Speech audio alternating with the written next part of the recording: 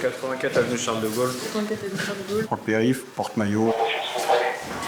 Bonjour, est-ce que vous pouvez vous présenter? Bonjour, je suis caporal-chef Carla et je suis sapeur-pompier de Paris.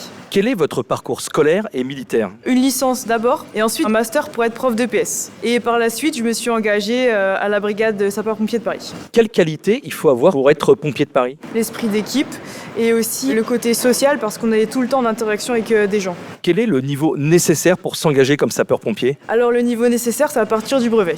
Aujourd'hui, caporal-chef, vous avez des responsabilités, ça consiste en quoi? Je suis le chef d'un véhicule de 3 personnes pour aller sur du secours à victimes. Vous êtes une jeune caporal-chef, ça veut dire qu'on peut quand même progresser très vite à la brigade? Dès que je suis arrivée, en fait, j'ai décidé que je voulais aller très vite à l'avancement. C'est tout à fait possible, il faut être volontaire, il faut justement de la rigueur et du travail personnel pour arriver à ce niveau-là. Ça se passe comment une journée type à la brigade? On fait la vérification des engins et le rassemblement. On fait du sport jusqu'à peu près 10 heures. Après, c'est une manœuvre pour aller sur feu. L'après-midi, on fait une manœuvre secours à victimes. Et ensuite, ce sera travail dans les services, encore du sport. Et après, la journée se finit par une instruction auprès des premières classes et des sapeurs.